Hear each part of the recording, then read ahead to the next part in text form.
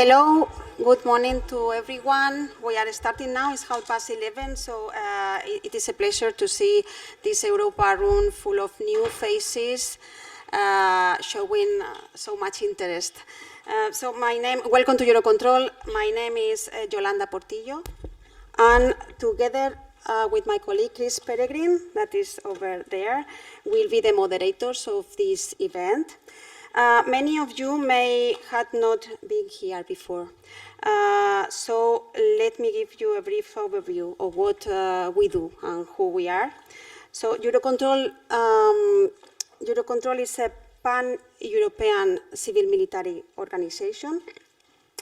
Was formed in 1963 and now comprises 41 member states plus 2 states outside Europe under a comprehensive agreement.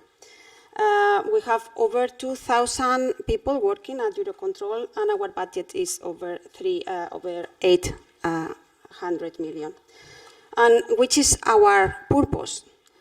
We work to support European aviation, and this is why we are here now. So you should have a brochure with you, this brochure. You have received it by email as well. And then in this brochure, you have information about what is EUROCONTROL, the Network Manager, and the Network Manager Operations Center. And both these two, the Network Manager and the Network Manager Operations Center, are the part of EUROCONTROL that have more interaction with you. In a nutshell, the Network Manager works hand in hand with all the stakeholders to meet the capacity needs of the European ATM network. And at the Network Manager Operations Center, that is the core of our air traffic management operations, we work 24, we work 24 hours developing primarily the air traffic flow management function, that is the centralized air traffic flow management. So in this brochure, you will find more detailed information about this and more practical information for you about the contacts, how you can access our tools and our services. So now we have in front of us 2 days, which demonstrations and question and answer sessions. Today will be our Network Manager colleagues, the ones that are going to show what we do in the Network Manager Operations Center, the tools that are available for you, and how can you optimize your flights. What can we do to help you to do this? And tomorrow, the day 2, will be led by your colleagues from the space user community. We will have several airline experts who will share the knowledge and the use of the systems, and they will share the best practices with you to do the most of our tools and other useful information. So we will have experts both from the Network Manager and from your community here in the room, and on the stands outside, who are available to answer all your questions and to help you to improve your service. So maybe you have already been in the stands outside. Here is a layout. We have 4 stands. One is showing information about the Network Manager Operations Center. Other ones is focused on the NMP flight tool. We have another stand about technology and tools, and another one showing how is our performance and the projects in which we are working at the moment. So the stands will be open from 9 to 6 today, and from 9 to 5 tomorrow. So what do we want you to take away from these 2 days? The objective is that you gain knowledge of the tools we offer, how to get the best out of them, and what is most important for us is that you are able to take back to your organizations and spread all the knowledge that you are going to gain during these 2 days. So please, it's important that you don't lose this opportunity to address your daily challenges and, of course, to share your ideas with us, the ideas for improving the interactions we have with you, between the Network Manager and you. And now, Chris. Thank you very much, Yolanda. So yeah, this is not a training session. There is no test, but you will get a lot of information. So, and as Yolanda quite rightly pointed out, we want you to take that back to your organizations and spread the love, spread the knowledge. In order to do that, of course, the best way we believe is for you to interact with us. So ask questions, make suggestions, challenge us, challenge yourselves. You've obviously already done some of this, but I think it's really good if we can use the network lunch to really network with people that you don't know. There's a lot of the EUROCONTROL experts here, a lot of network manager experts here. You've seen the stands. Please use them. Please talk to people and get the most out of it. There will be a chance to go into a bit more depth on certain subjects. Either we can do that in the room. We have an agenda, but we're going to try and keep it as flexible as possible. So if there are particular subjects that we see that there's a lot of interest in, we can give a little bit more time to that, or maybe a little bit less time to something else. So please, if there is something that you want to go into more depth in, then we can do that. And also we can do that outside as well in the lobby area. So questions. Each demonstration that we have will be followed by a question and answer session. You'll see in front of you that you have two pieces of paper. One of them is a question form for you to write. We've even given you a EUROCONTROL pen, so no expense spared. So please use the EUROCONTROL pen to write a question. What I would ask you to do with that one, tomorrow afternoon we have a more in-depth question and answer session for those things that have not necessarily been addressed in some of the demonstrations. So I think it would be a good idea then if you write those sorts of questions, leave them on here, we'll collect them up during the day, sort them out, and then we can use those questions in that dedicated session tomorrow afternoon. The other piece of paper is a QR code, high-tech QR code. So using your phones, of course, you can access that and ask a question during a session. So if you want to ask a question during a session, something comes up, you don't want to disturb the session, please write that question down. Chris over there will be looking at those with Boris, and then Yolanda and I will bring those out at the end of the session. Failing that, we can always go old school, stick your hand up, and we will address the question like that. So there are all sorts of different ways of asking questions. I've lost my piece of paper. No, here it is. Thank you. So, okay, so that's the QR codes. We'd also like to hear your suggestions. So it's not just questions. It's also suggestions as well. Anything you think that we could do better, then please make sure that we're aware of that. The more that you interact with us, the better it will be for you and also for us. Okay, there are some practical things that I want to go over quickly. I mentioned the phone. Some of you may have noticed already that the cell phone coverage in this room is very, very poor. So we have the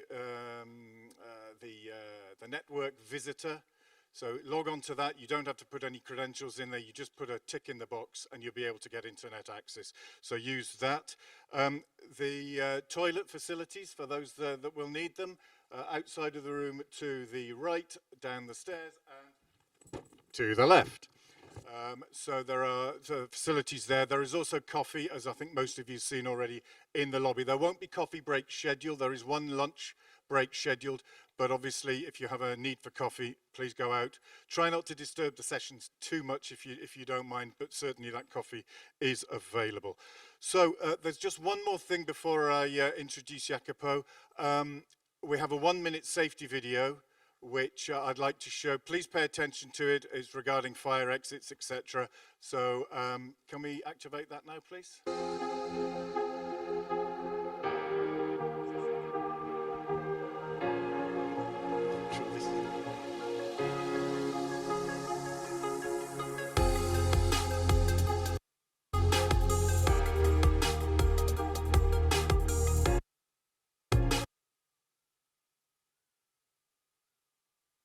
Interesting though that was, that's not quite the right video. I think it was done on purpose just to create attention on the safety video. Absolutely.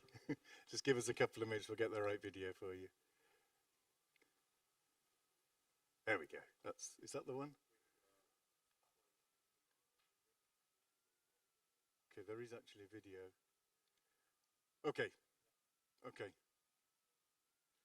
Okay, there is a video somewhere, but what we will, I'll have to quickly talk you through it. So you will follow the green signs that you can see here, the emergency exits, which will take you out to the various emergency doors and congregate outside. There will be people there to guide you in the event of that happening. But please, as is usual in these situations, follow the green signs and it will take you outside as quickly as possible. We then congregate in the car park and you'll be given further instructions there.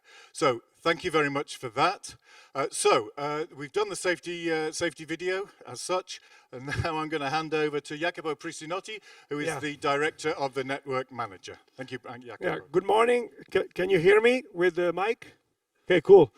Okay, good morning to everyone. I'm really excited to see you all here. We'll try also to be a little bit shaky because, of course, it's 2 days of work, and normally these things can become very, very boring at the end of the day. So you will see that my team and I will do our utmost also to create some energy in the room. On my side, first of all, a great and warm welcome. I'm really excited to see you all here in big numbers. And so this will be the first, of course, stepstone. This is the first initiative of this Flight Dispatchers Day. And of course, I think we will continue to do this job. A little bit of strategy. So I think in aviation, we are now in a good place.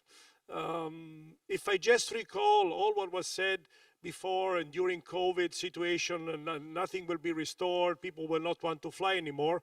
EUROCONTROL worked very hard also because we do all the forecasts for aviation. And of course, what we said was exactly right. If before COVID, she or he would decide to go on vacation after, because they knew that they could go on vacation and would buy his new iPhone, whatever, 15, 20 that we have today, after COVID, people would say, no, what the hell? I will go on vacation, because maybe I will not be able to go. So you have seen, because you work directly in the operational scene, that traffic is recovering very fast. Not only is airlines are not even able to compel with the needs, and you see the load factors are very high, and everybody wants to fly. This is good news, and it's going to continue. So then you would say, so what? No, this means that we have a major role. We all have a major role because, as you know, we are saturated in Europe. There's a level of demand and a level of flights that we have in the network with all the complexities that we have in the network. Because in the network, we have in Europe, as you know, we now have the war in Ukraine. We have also the impacts starting to come also from the southeastern part of the region of Europe, which is starting the social unrest situation. So we have a number of things which are impacting in a severe way the network, but again, it's not impacting the willingness to fly. And of course, we need to do our utmost to make sure that the level of performance is achieved. Now, a little bit about us. We are a bunch of people inside the network manager, around 650, which work and operate on daily basis to support aviation. And this is very important. My colleagues beforehand were mentioning the fact that we want you to tell us what you need more, because we are here to ensure the integration. There's only one system operating in Europe in a very large and distributed way. We have a huge number of airlines, a huge number of airports, we have a number of ANSPs, and all need to act as one. And the effort we do as an organization is really to encourage and work with you to create the right integrated environment. So these 2 days are important for a number of things. We want you to be very proactive. Tell us what you need more, tell us what you do more, become the ambassadors of this change. We want to see your role, because your role is vital in using our systems, in preparing all the planning activities to make sure that when we have to manage the flows and the trajectories through the airports and the NSPs, everything is built at best.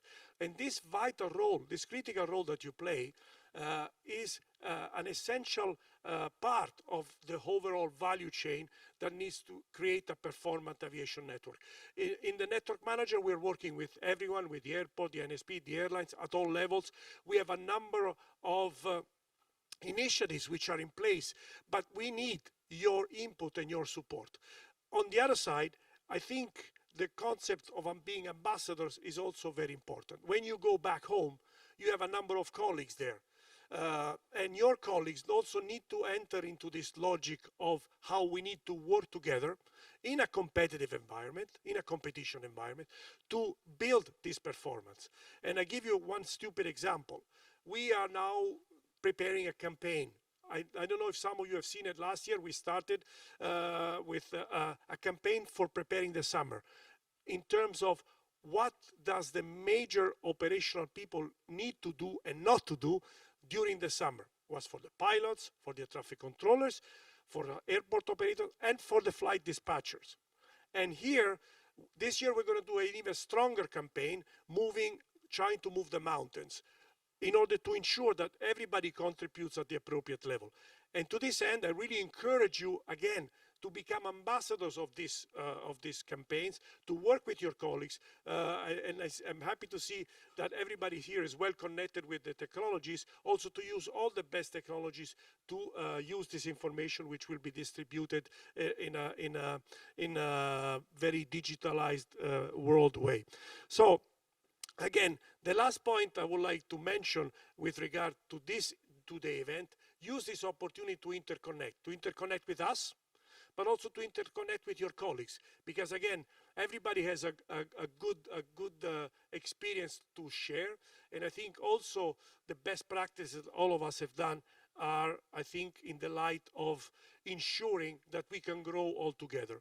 Now, having said that, here again, in EUROCONTROL, the network manager, there's a team available to you guys. We are here to support you, not to tell you what to do, but to support you and to build together the identification of all the specific needs that we all have now and in the year to come.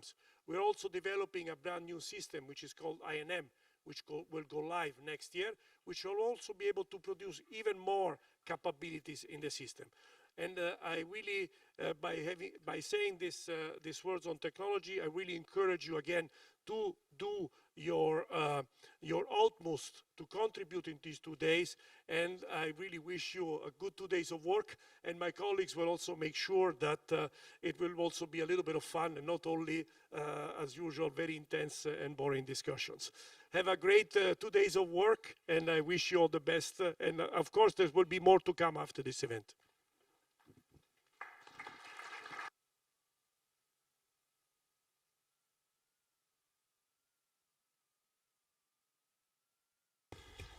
Thank you, Jacopo. So let's start working together. So we are going to start today with a general introduction of the tool we would like you to use in your interaction with us, the NMP flight. So Andy is going to do the first presentation.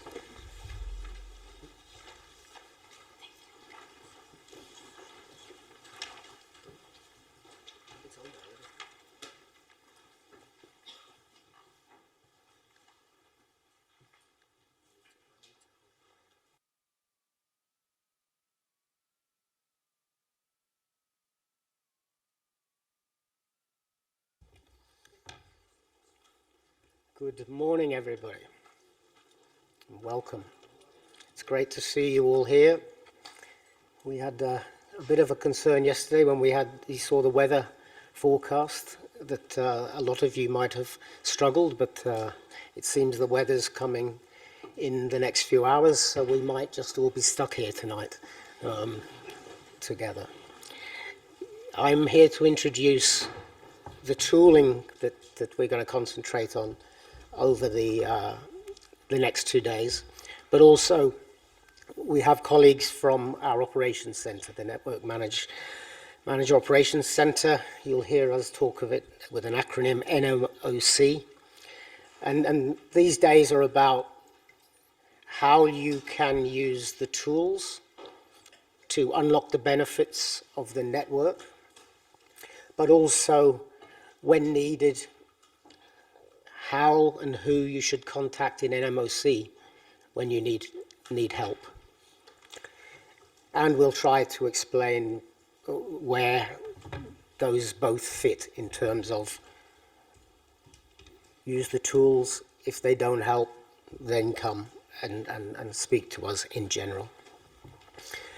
The tool itself started about 5 years ago as a concept. We call it NMP Flight at the moment, which is a tool for aircraft operators, airspace users. And we started off with a group of airline volunteers looking at all the different types of business that you do. So we had the normal commercial, we had the cargo, we had business aviation, we had all the different aspects of the airline organizations, designing a tool that you want, rather than historically NM designing tools that we thought you wanted. And so you have today, some of you, the CHMI or the NOT portal. Now we have designed this new tool with a small team, and we're continuing to evolve that tool.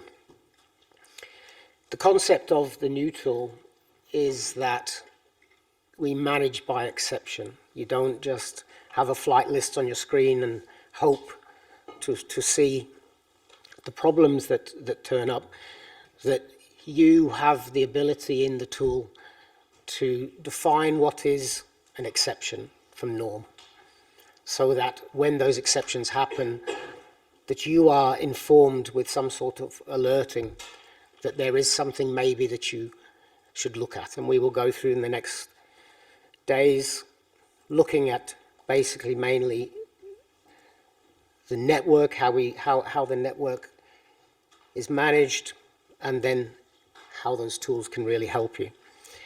I know that in the room today we have a lot of you have never been here before. A lot of you have come from a long way, a far distance to be here.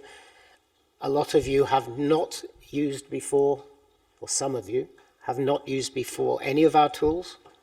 So it's a difficult presentation and demonstration to do, to try to keep you all interested while trying to get a message across to the different types of users in the room. So I apologize if I go into details that bore you, or we go into details that bore you, but sometimes we are really trying to get a message across to everybody.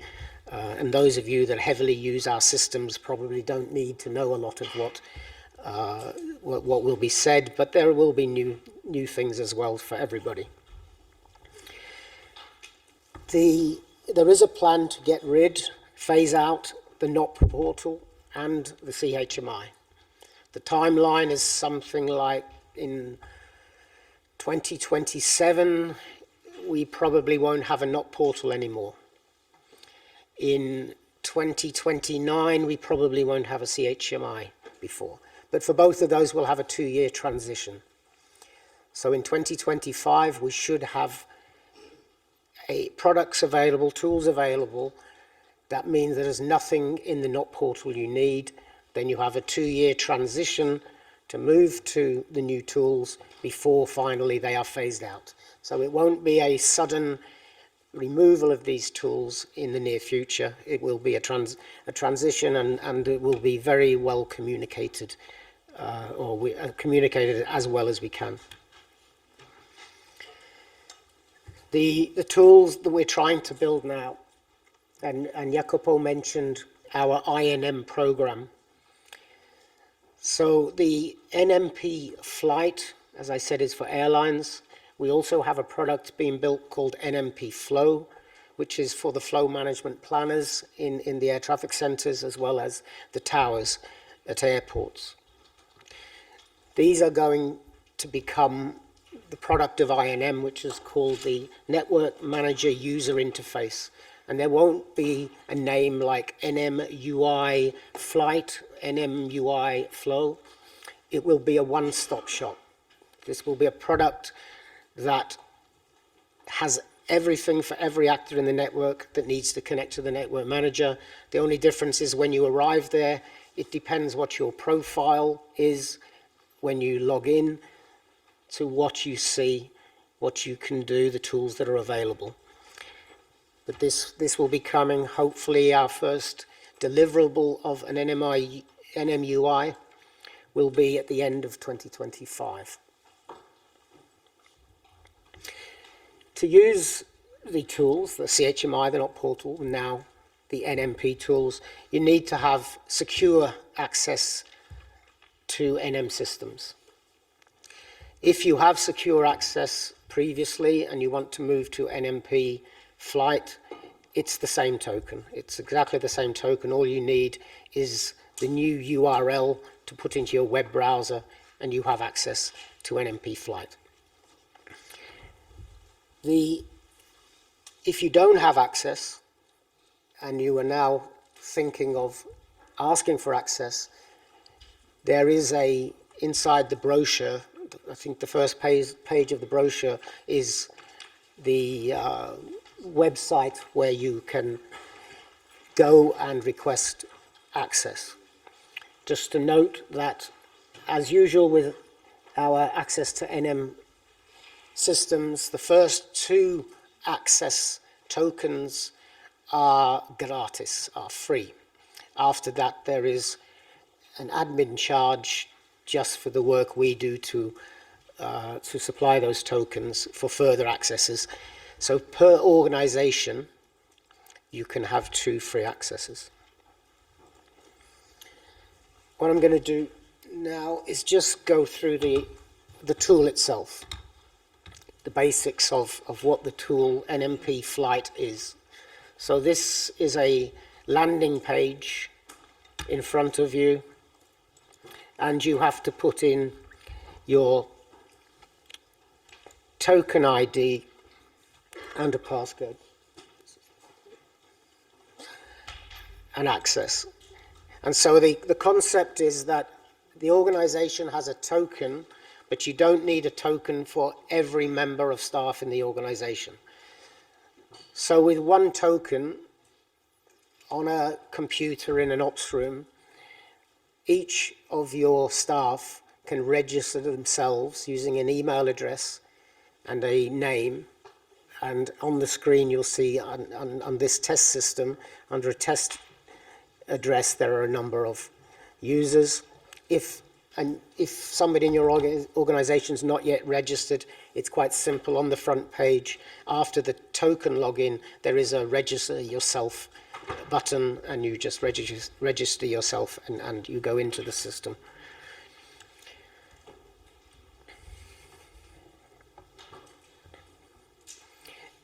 Just in case you have multiple tokens, for your organization, if a user logs in with their email address, if they log in somewhere else with that same email address, they will be on the list already. So whatever settings are set up for that person in the list, it's already available throughout any login to your organization. So the application control is the black bar on the screen. So you'll see that at the moment it's selected in blue flight, so we're in the flight application. We will go into the other applications throughout today. And within the flight application, there are a number of sub-items within flight. Again, these will be mentioned in other presentations, other demos today. One thing I will mention, well, there's 2 things. First of all, if you want to stop and ask me questions specific to what I'm showing, please put your hand up. There's no problem with that. But I would like to admit a limitation on this product, and that is we don't have a very good large interactive map yet. It is something the team is in the process of designing. Again, it will be with you. What do you need? So these are conversations we will be having with the current users of the application. What is it that you need in a map, that you need for day-to-day operations? This is not, you guys here today are here as day-to-day users. This is my intention. Maybe you're not, but that you are hopefully somewhere in the chain of training, or you have access to that chain, that you come here, you like what you see, there is something you can take away, as been mentioned by Yolanda and Chris, and go and take that information back to your organizations. And the communication we really want to have with you is about things that aren't working, that you would like to see. Within the application itself, you'll see in the bottom left of the screen, there is a feedback and support link. Anything you think is wrong, anything you think you would like, click on that. It opens to an email address that you can send and to the team to look at future evolutions. But the map is coming as soon as practical, and so at the moment that is probably still 1.5 years away, because that will be the next version of the tooling. Because of the hard work that's going on to get ready for the big INM program, we are limited in the deliverables that we can do on the current tools like NMP Flight. So we are still moving forward, we're still evolving, but the deliverables to deployed on ops could take some time. And the other thing that we are working on, that we've had a lot of feedback about, that is missing, is access to flight archive information, which for those who use the CHMI, there is an archive access, quite often used not necessarily in the day-to-day flight dispatch work, but in the back office, potentially investigating claims for compensation. This information and this access is required, but we are working on that. So the whole core of the application is a flight list, and so when you open the application fresh, you have a form to fill in, as you would have in the CHMI or the NOT portal, that you fill in the details of your whatever flight list you want and execute the query. For most of my demos today, I'll be using, I'm logged in as a British Airways AO, so you'll see a lot of British Airways flight lists and different manipulations. So in the form itself, I'm not going to go into all the details of how to use the form. As Chris said, we're not here to train you today. We're here to give you some insight into what's available. We have a YouTube channel. You have a card in front of you to our YouTube channel. There are 37 small 4-minute approximately video tutorials which go through each of these steps that you can use. We have got some supporting documentation which was emailed to you. We're going to keep building on that and find a good way to have a repository of quick user guides for all of the elements that you will see today. So this is not for you to listen, understand to everything that's been said to you and expect to remember and go back. We're hoping we'll have for you to take back to your organizations the support you need to roll out the information and then hopefully a training package to your staff. Just the only thing I will cover on the form is that there is the possibility with regard to the time to have either a fixed time that can be auto-refreshed, or you can have a shifting time. So every time, when you start with a time period, every time it auto-refreshes every 2 minutes, that time period shifts by 2 minutes as well. But I will launch a flight list query, and I already have in my setup some exceptions that I have for my work. So you'll see some colors there. The top two, that just for your information means that those 2 flights have been suspended. So it's in your face. There's a problem you need to deal with.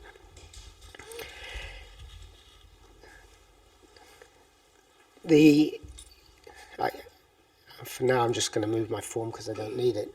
So within the application, you've got your flight list.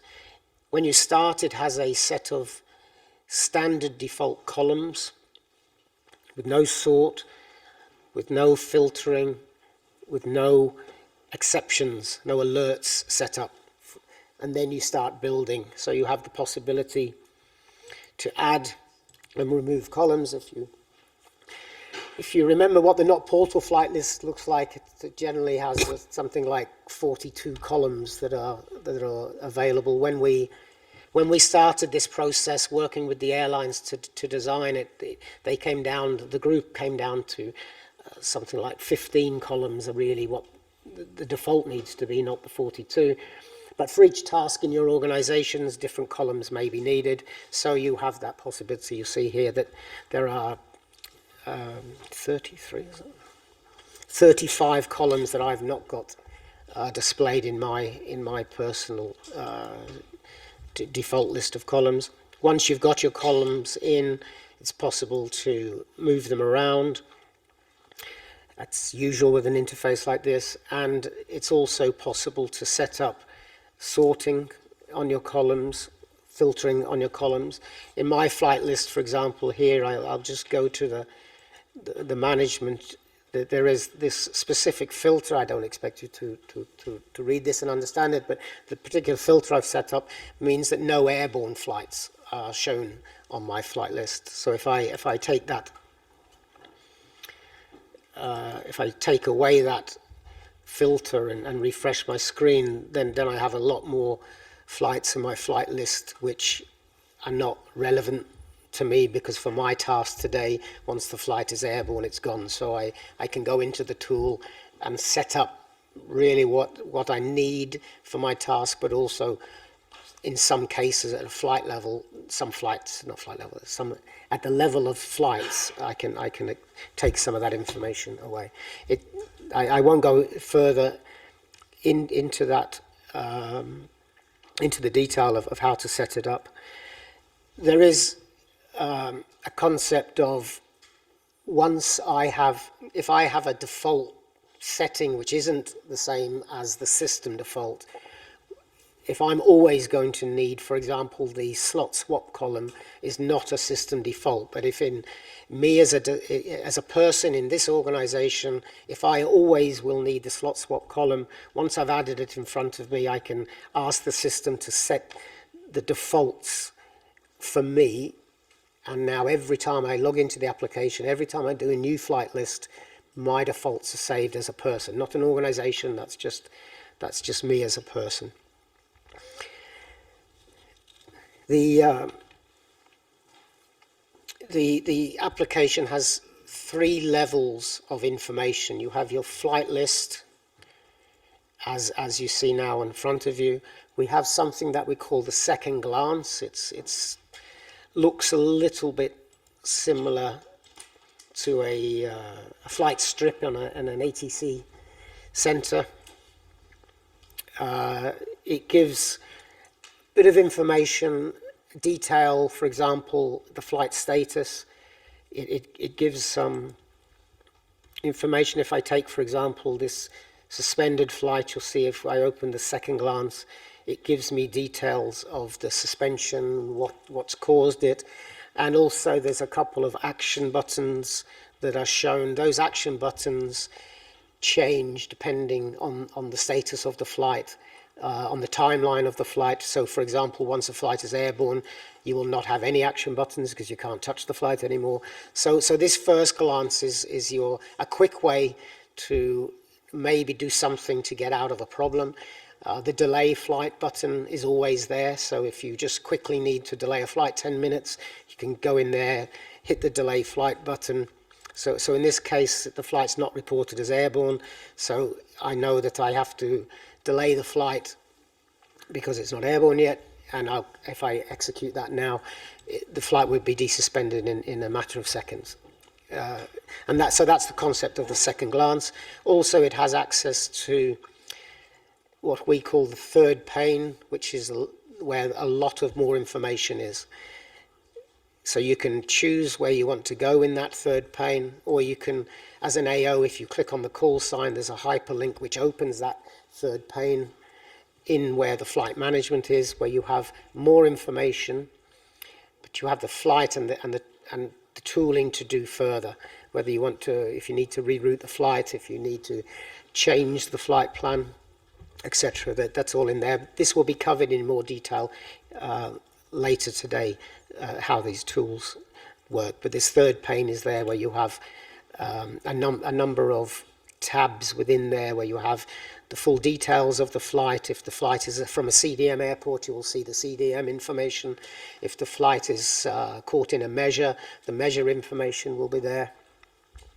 You have airspace and point profiles. You have access to the e-help desk, which we will cover in another demo later. And you have access to the logs, so you can see what NM systems have done with the flight, either in our flow management system, which is the op log and history, but also in the flight management system, which is the IFPS history. The last thing I'm going to cover now is that we have a concept of saving a flight list. So if I have multiple tasks that I may be asked to do, what I can do is I can set up my columns, I can set up my filtering and sorting, and then save that as a job, as a task, as a flight list. So to do it, I just give it a name, and I save it. And now if I come on shift, or if I have to change my task, I don't have to go through the process of launching a query. I just go to my saved flight list, and you'll see in my saved flight lists I have a number of saved flight queries. So if I'm starting a task, my supervisor asks me to do a specific task, I will have a saved flight list which loads the correct columns for that task and the filtering, etc. So in this case, I'm interested to check what airborne updates have happened to my flights today. So I have already a save flight query set up which shows me all of the flights that have had an ATC flight plan update while they've been operating today. But that's, of course, for your organizations, what you need to set up. But the main concept when we started was to reduce your workload with this. It's to manage by exception, identify what needs to be looked at, quickly get access to those tools to solve the problem. And by having flight lists based on tasks is a way of stopping the need for you each time having to change columns or having to change filters or sorts. Okay, that is all I have for now. I will be back later for more. Okay. Thank you. Thank you, Andy. Good stuff. So Andy's given us an overview of the NMP flight tool, as we call it at the moment. He mentioned about the phasing out of the old tools and how we'll be introducing new ones. That the new tools will be based on what you're seeing today and will become a one-stop shop. We talked about access and how you can get access and how you can use the link here in the brochure should you not already have access. And then Andy gave us a quick look at the flight list, the first pane view, the second and the third. So a good overall start. So what I'm going to do now is I'm going to open it up to the room here. If anybody has any questions, please raise your hand. If not, we do have another couple of questions from the QR codes, but just before we go there, does anybody have anything they'd like to ask at the moment? I'm looking. I won't pounce on anyone, don't worry. Well, maybe not yet. If you do have a question, stick your hand up. We have and then press the speak button. I'm looking. I don't see anything at the moment. So what I'm going to do, Chris, I understand we may have a couple of questions. Yep, we have a couple of questions. First one is, how many users can be logged in on one token at a time? Andy, pay attention. How many users can be logged in on one token at a time?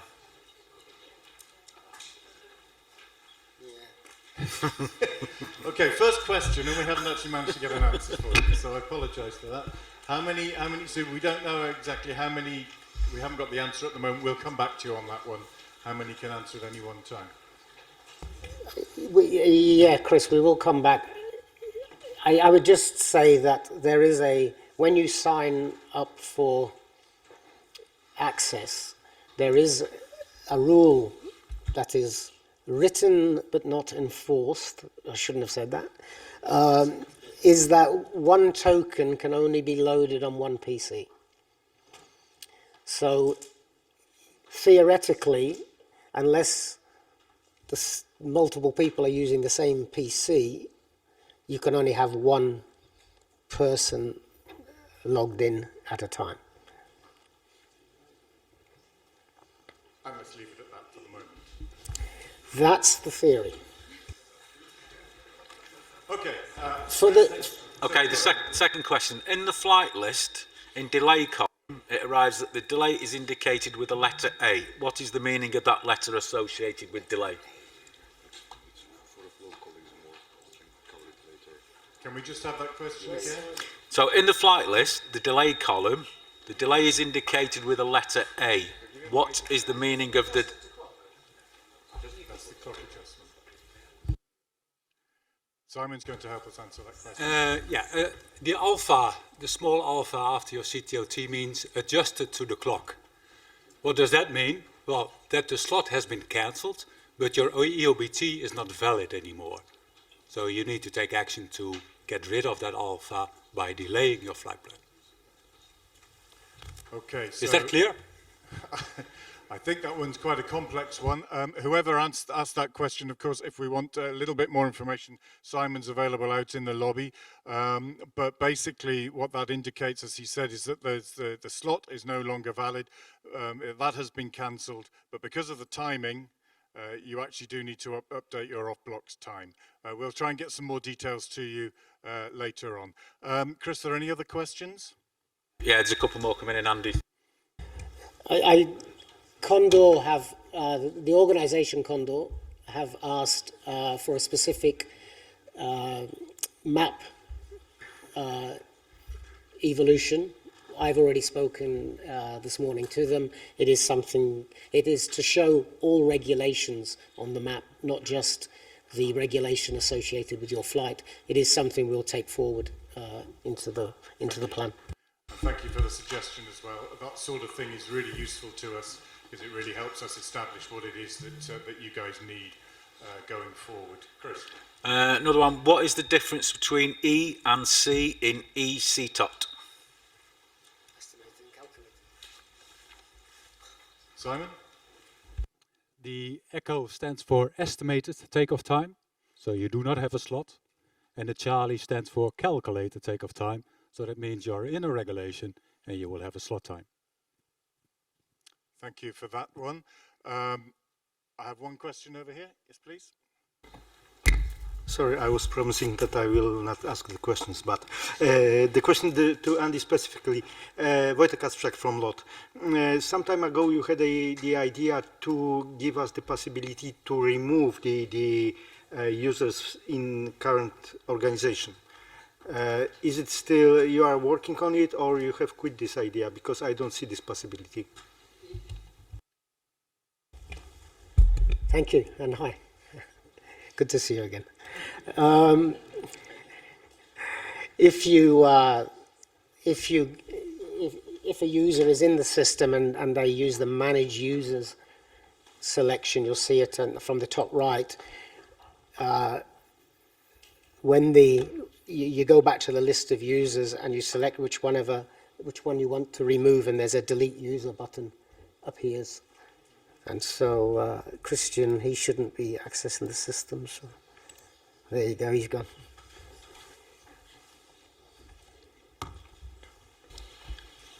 Chris, sorry. Okay, is that... Yeah, I will check, because I haven't seen this token. Okay, this button. Sorry. so it's worth asking the question. So it's good I'm here. Thank you. Okay, question here and then a question at the back. First on the front row. Thank you very much. This is George Kun from Sun Express Airline, Turkey. And we have 33 licensed dispatcher in the ops room, and each dispatcher has their own actually company laptop. So that means each dispatcher has a token of, we have I think 8 token assigned for the Sonic Press, but we have 33 dispatchers, and each of laptop has installed a couple of tokens. And with time to time, we have to call the help desk to unlock them. I need a clarification for how we can manage this token issue. Thank you. Yeah, the system, as I said earlier, the policy is that any one token should only be installed on one laptop.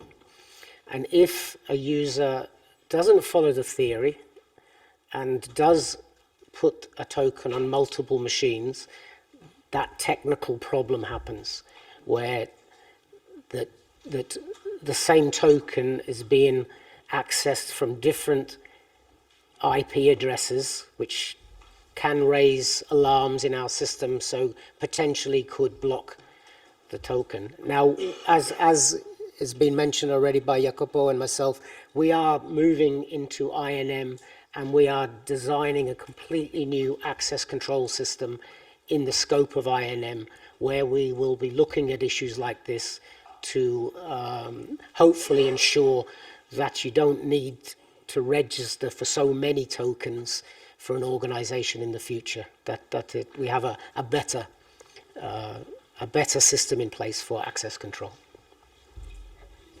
Can I just add something? As all the dispatchers are using the ops room in the same IP actually, I mean, because the output IP is the same, instead of tracking the tokens, can EUROCONTROL only track the IP numbers, or we can inform the IP numbers as well? Well, I think like most security in organizations like EUROCONTROL, I can't answer completely. Yes, we know the token. Yes, we know the IP address. Yes, we know the MAC number of the laptops themselves. I'm not sure exactly what it is, but there is something that EUROCONTROL can see where the same token is being accessed from multiple machines. So you're right, it might not be the IP address, it might be the MAC number. I can't be absolutely sure. Okay, thanks. But as I say, as Andy says, that's something that we're looking into for our new system to give our customers better access, so that you have that more flexibility. So, okay, okay.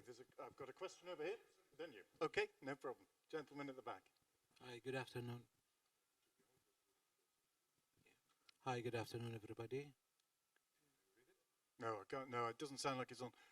Hang on a second. I'll bring mine over, and then you can use this one, and we'll fix the other one. One. Okay. Hi, good afternoon, everybody. Is it working? No, it must be you. One. Maybe I should stand. No. Maybe. I don't know what's happening. Maybe it's this. Maybe there's a. 1, 2, 1, 2. Why don't you use one of these? Then that might be a better. There you go. Hi, good afternoon, everybody. I just want to see how this system work with the flight planning system, because as we airlines now all using flight planning system, how those knob can, the sync or communication, the updated flight planning system with. Andy, can I ask you to answer that?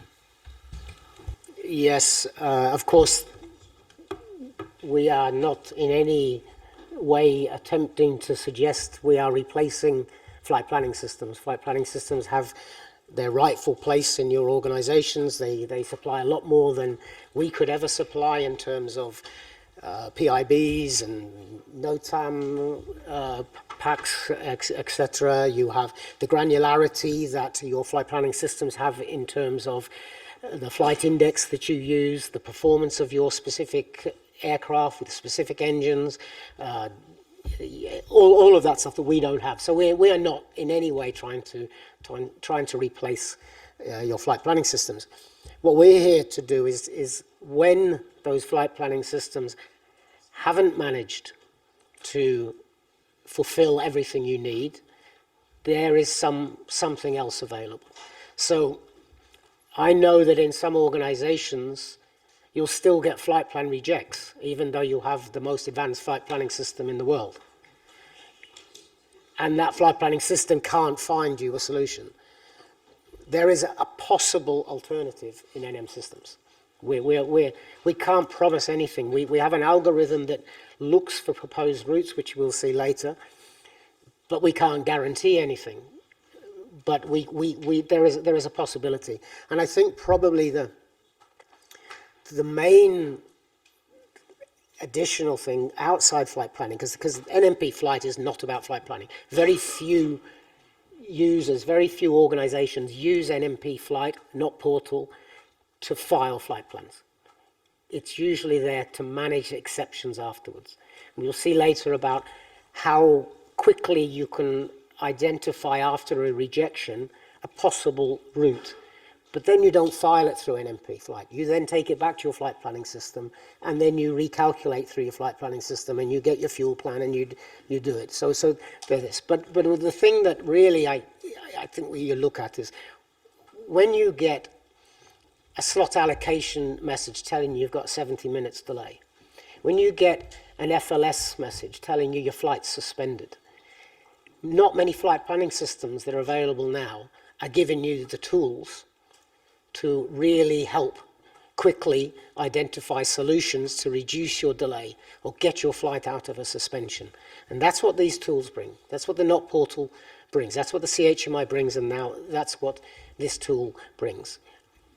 Here, this helps a little bit by your exception, as you can tell it, we'll see later. Warn me if any delays more than 10 minutes, 20 minutes, 30 minutes. So I see it and I can act quickly on it, rather than having a pilot call you and say, why am I sitting on the tarmac with this big delay? Chris. Okay, thanks for that, Andy. Mindful of the time, but also mindful that people are very enthusiastic to ask questions, which is great. I've got a question over here. Hi, hello. I want to say hello to everyone. I have one simple question. This is Ivica Stojkovic from Air Serbia. You say about users, one user per one computer.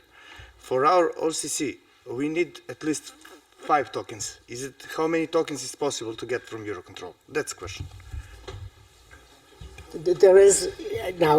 What concerns me, and I know I'm going to get hooked in a minute for taking too long, but what concerns me is after this event, how many requests for tokens are going to go to our small team of. I was going to mention that as well. But there is no limit in terms of policy to the number of tokens an organization can have. As I said, your first 2 are free. After that, I think you pay €200 or €250 per token for any you want after that. If you come and ask for a large number, there may be a delay in the reply, but it won't be a reply that you're not allowed to have X amount of tokens.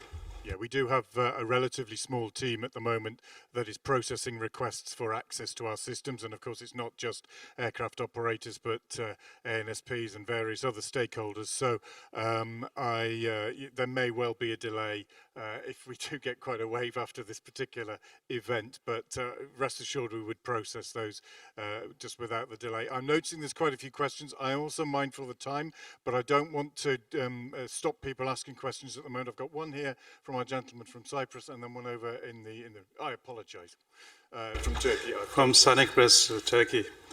As all dispatcher, we are all dispatcher, I assume, in the room, and taxi out information is important for us for the CTOT calculations. So time to time we are getting a confuse or conflict from the tower, and they are not accepting the taxi time we are using in the flight plans. So what we are using, last 6 months, we are calculating our average taxi time on each departure airport, and we are implementing the flight planning system, and that taxi time is also used in the flight plan and also calculate fuel accordingly, taxi fuel accordingly. But EUROCONTROL has another taxi time for each airport. So how are we going to clarify this EUROCONTROL tax time and the airline's tax time compared with the tower's tax time, actually airport tax time? And one more additional, sorry. I am also working with the EUROCONTROL taxi in, taxi out project in EDI project with the Camilla. I'm not sure if she's here. And we are working on it. I think the process is going to complete. But this taxi times, Eurocontrol predictions should be implemented in the flight plan system. Other than it's useless, will be useless. Thank you very much. Yeah, the second point, future evolutions, of course, that need everyone involved needs to be involved in that sort of project. So if we have one taxi time that is done, but currently in our system we have 5-6 taxi times which are available. We have a standard one which is used in our flight planning system, that is H24, 365 days a year, same taxi time, which is useless because it doesn't matter what terminal you're using, doesn't matter what runway you're using, it's the same every single time. Then we have the flight plan taxi time, which we have heard, and I believe, is usually an intelligently derived taxi time using historical data. However, we have an ongoing situation with regard to certain non-advanced, non-CDM towers which use the first one. They know that it's always 10 minutes. They know to calculate 10 minutes off that time or added to that time. It's simple. They don't look at the flight plan. The solution is they should look at the flight plan, but they don't have access to it, and it's an ongoing loop that we have in our stakeholder consultation about those towers saying you've got to stop airlines putting taxi time in the flight plan. I always counter that and say we got asked to do this by the airlines because it means that the flight planning calculation of a trajectory is the same as the flight planning system because we're using the same taxi time because you tell us what it is. So to round up, we haven't got the time really to go into the detail of this, but the future is FFIs, and we will hear about that tomorrow, and trajectory-based operations. That the airline is passing a takeoff time with every flight plan. As of the end of 2025, every flight plan in Europe that comes through NM will have a takeoff time. So this whole concept of somebody complaining that the taxi times in a flight plan are not in the flight plan, it's irrelevant. We all have to be using the off-blocks time and the takeoff time that are in the trajectory that is passed with an FFI's flight plan. So although it's a noise that's continually to go on with no solution, hopefully it will soon be resolved. At the moment, those towers are updating every day. The ones that really say they have a problem are updating their taxi time in the system. However, the impact of that is it wipes out, it stops our system using the one in the flight plan. And we shouldn't be taking out the more accurate information from our system for this case. But that gets to a political conversation we shouldn't go into too much more today. Because, of course, when I'm in a room with the ANSPs, I'm hearing one side, and in a room with you guys, you say, we have the information, we have the flight plan, use it. So. Okay, thanks, Andy. I've got a question. It's the gentleman over there. Yeah. One thing I would ask is when you ask a question, could you give us the name of your organisation? That just keeps us so that everybody knows where you're from. So, gentlemen. Hi, Andy. Again, Shani with United Airlines. My apologies. First of all, we asked a question about the token on the chat, and then that may have created a lot of can of worms, so to speak. But I wanted to provide a little bit more context, right? So dispatchers learn best in training by doing. So we could have 30 dispatchers on the floor in training, 30 machines and 30 tokens in training. So that's the question that I raised without giving you context, is that how would Eurocontrol facilitate a large training event? The token becomes a challenge, so. I will take that away. We've been discussing over the last couple of days that this system we're all going to use today is a testing system, a training system. At the moment, we have some security policy which stops it being completely open to the airlines to use for their training, but we will be looking for a solution to open a platform for you to use, which will not have any limitation. You should not have to use a token even. It should be generic training identifiers, but it's something we're working on, and we'll come back to Absolutely. you with that. That'd be a great idea. Thank you. Okay, thank you. I've got one more question here. There's a couple of questions on the chat that I want to address, and then if it's okay with you guys, we'll move on to the next item. But obviously this is generating a few things. Some of the questions that I think you will have may well be answered in our future demonstrations anyway, but obviously you can address them directly to Andy or our other colleagues in the lobby, or get an opportunity to ask it at various times. But I don't want us to delay too much more, but there is some good stuff coming. So, gentleman over here. Hi everyone, it's Ayu from Air Arabia, Morocco. My question is about the day-to-day communication between the operation and the flight deck. Actually, each time we have CTOT, we have to communicate with the captain. So my question is if there is any service that EUROCONTROL provide in order to facilitate the communication between the operation and also the captain. I heard that there is an application, I'm not sure about the name, but recently it's not in use anymore.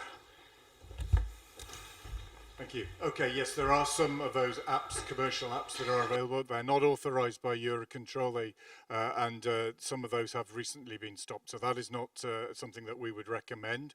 Obviously, you will be getting, you as the operations or in the operations center, get the CTOTs, and how you communicate that internally to your captains is up to you. Some airlines can access using iPads, etc. But those external apps at the moment are not something that we recommend.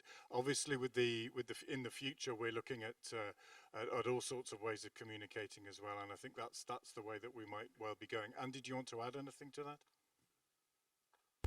Yeah, I have heard very recently that our colleagues in research and development who have a stand outside are launching a new project to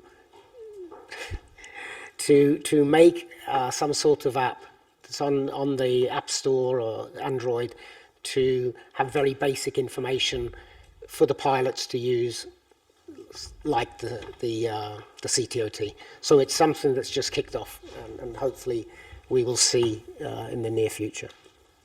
Indeed. Okay, I noticed in the from the QR codes there was another question just asking for clarification on the number of tokens that EUROCONTROL, the network manager, gives for free. That's 2, and then after that there is a payment. I will find out what the amount of money is and come back to you on that. I can't quite remember what it is myself. And I think there was another question about the manual. Could you, Chris, would you mind just... Yeah, it was just, is there a manual on how to use the NMP flight? Andy, can you confirm what we have? There is no specific user guide or user manual. There, as I said earlier, there are a number of tutorials on YouTube, and anybody who, we always ask anybody who wants another topic to be covered via that, they can do so. However, we are in the process of trying to build a package. I can't guarantee it will be a user manual, but a package of supporting documentation which should cover all aspects of the tool. Thank you, Andy. My colleague from Air Corsica has just confirmed it is €200 per additional token. Thank you very much. It's on the website. So thank you for that. Thank you very much for all of the questions. Some really interesting stuff. It went in a direction I wasn't expecting, so that's always good. I think at the moment then we're pretty much up to speed. What I'm going to do is hand back over to Yolanda, and she'll introduce the next demonstration. Thank you, Andy. Thank you, everyone. In fact, we were afraid yesterday and in the preparation about the number of questions, so this is good because we have started very well. So just an overview of the tool we are going to be using during the whole day. Now, when preparing your flight, you need information. Eileen from the Network Manager Operations Center is going to explain where can you find this information and which is the service that we are currently providing you.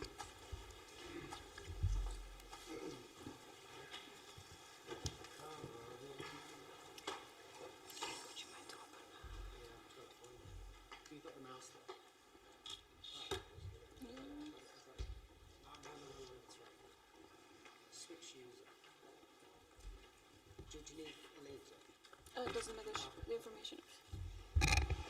Thank you, Yolanda, for introducing me. And it's really an honor to stand here in front of you. My name is Eline Sijs, and I'm here with my colleague Jelena. We are both of the pre-tactical team. And in the next 15 minutes, I'll try to give you some insight on the information that is available to you on the day before the operations. We try to shed a light on what you can expect in our European network, which measures we already have implemented for the next day, and some potential possibilities to navigate through potential bottlenecks. Maybe some words about the pre-tactical team. We are engaging in planning and coordination activities, and we try to set a stage for a smooth operation for the next day. So in the days leading up to this day, we are studying the demand, which is based on last week's data, and we compare it with the predicted available capacity. We try to balance these two to make sure that we have a more stable network and that we decrease the overall delays in our European network. This is all done via a CDM process or a collaborative decision-making process, and the outputs of our work is our ATFCM daily plan. Our plan is published every day around 1700 UTC in wintertime and 1 hour earlier in summertime. And you can get to this plan if you're in the NMP application, so on the Flight app, but then you go to Information Hub. And then normally on the right-hand side, you have our initial network plan available. Whenever we publish a plan, we also provide you with an update on our headline news. For those that are not familiar with our headline news, it's actually the updates or we inform you about the events that are ongoing on that specific day. You can compare it a little bit with the newspaper, so we can inform you there about foreseen events or unforeseen events. It can be airspace closures, industrial actions, sporting events, or so on. You can also subscribe on this headline news to get the updates in your mailbox. And how to do that, I think it's already been distributed to all of you in the supporting documents. So there you find the steps how to subscribe and how to get these updates in your mailbox. The rest of this page, if you scroll down, you have the ANM and the ATFCM situation data, but I really would like to draw your attention to our INP or initial network plan. There are two ways to access the plan. It's that you see the plan here and you go here page by page, or you can open our plan via the PDF. And I'll open the PDF because I think it's more convenient for this demonstration. I'll make it bigger even. Maybe it's also good to say that we have uploaded in this demonstration the plan that was available on the 5th of June, because I think it reflects a more challenging summer day. Plenty of things were going on. On that day, we had industrial action in France. We applied several scenarios. We had regulations. And on top of that, we had even some convective weather predicted. So a very challenging summer day. If you open our plan, it always starts with a map. And so in a first glance, you can immediately spot where you can expect the potential bottlenecks for the next day. In blue, you see the regulations that we have applied. In green, you find the hotspots, and the legend is just below the map. Now, if I scroll down, maybe I make it a little still visible for everyone, yes. The second page always gives you our network summary. So it's a concise summary where we try to tell you in a few lines what to expect on the next day. So for the 5th of June, we were expecting about 30,900 flights in the network, and it was the start of a French industrial action. Then below that, we make always a difference between the aerodromes and the airspaces. We start always with the ICAO codes, and then we tell you why we take a certain measure, and then the amounts of delays you can expect or that are predicted. Just to give an example, is the Athens arrivals was regulated because they had some issues with ATC equipment. And we also try to provide you with already the NOTAM number in case you require some more information. Same way for the airspaces. So first you have the ID and then the reason for the measures and the amount of delays predicted. So Munich started to implement last summer a new ATC control system. So they were decreasing their capacities, and that's why certain regulations were implemented. Another example is maybe Serbia and Bosnia. When looking to the weather, they were expecting quite some CB activity, so they were already trying to implement measures to have more stable operations for the next day. And maybe an interesting one is as well Reims, Lima, Fox, Echo, Echo.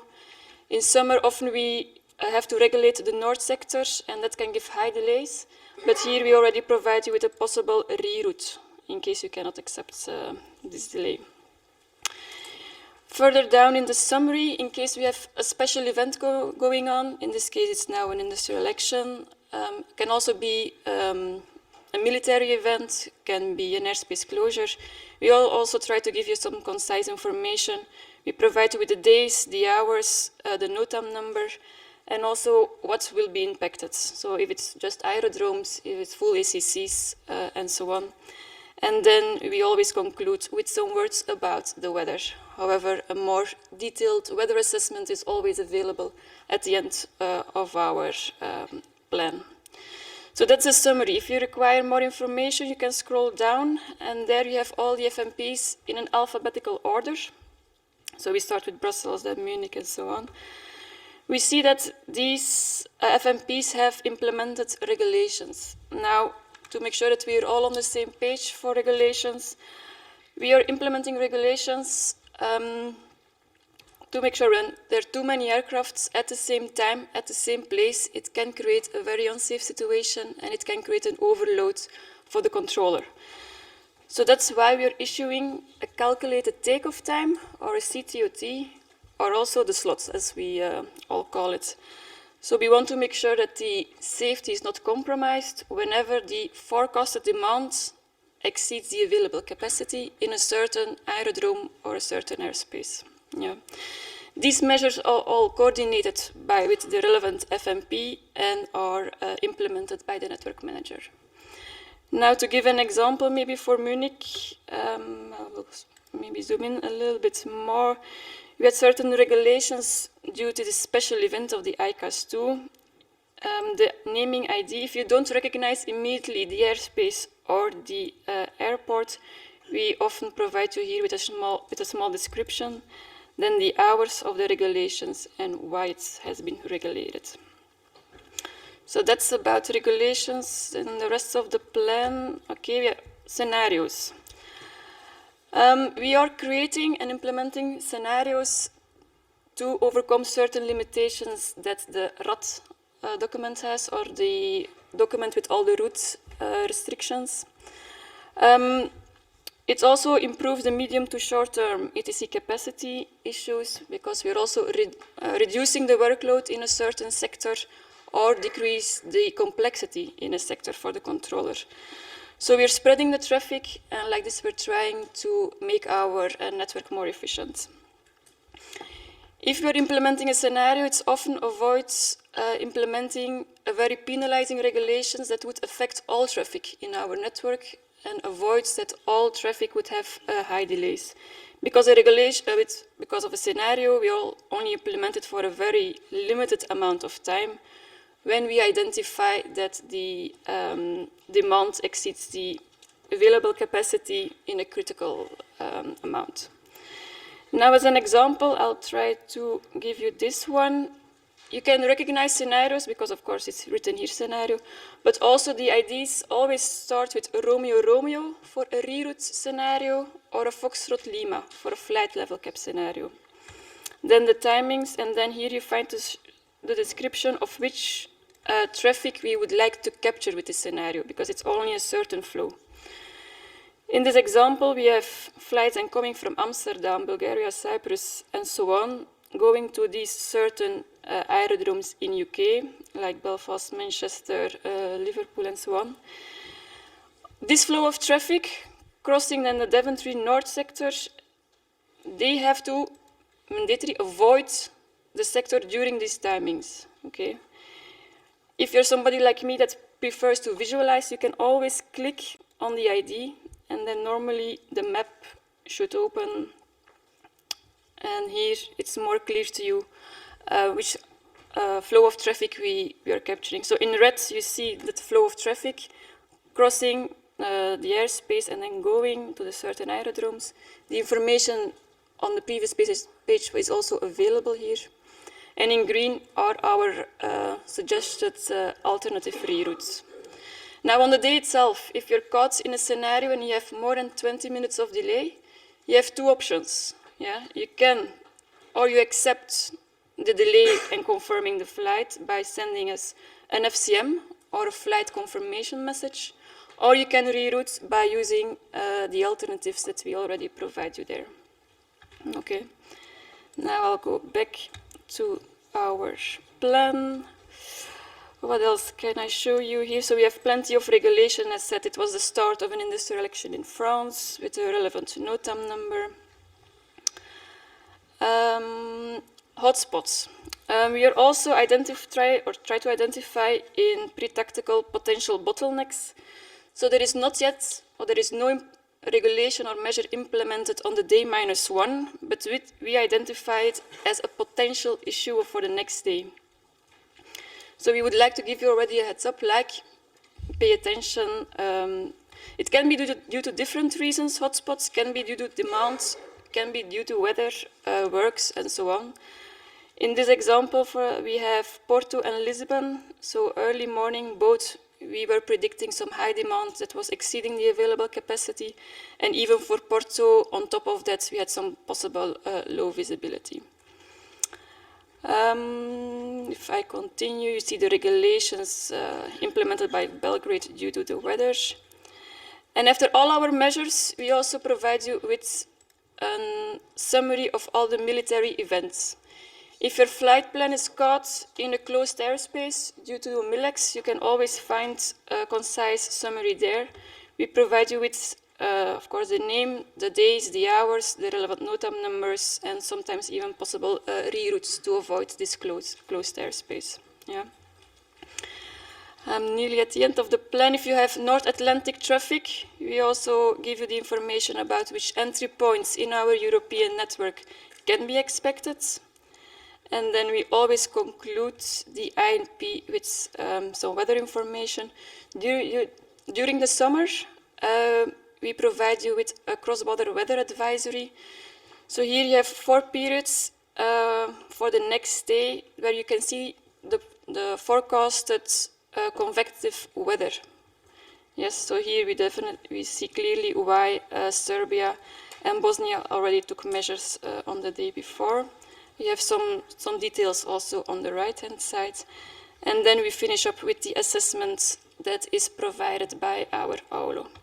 So this plan is daily available to you. If I go back to the which one? It's the NMPF flights, yes. So the plan is always available to you on the day before, around 1700 UTC, 1 hour earlier in summertime. I hope that the information shown here can maybe help you with planning for the next day. If you have suggestions for us, Jelena and myself are really open to any suggestions you might have. I guess we will also open the question and answers quite soon, but we are here the next 2 days in case you have any questions, inquiries, or so on. We really look forward for any discussions that you might have. So I think that's all from my side, Chris. Thank you very much, Eline. So Eline showed us the initial network plan, which is available on the information hub within the NMP flight. It is also available on the NOT portal at the moment. It's currently a PDF document. It shows, we also saw the headline news, I think that's important to point out, and various other information of the actual live situation in the network. But the initial network plan looks over for tomorrow and is available in the late afternoon.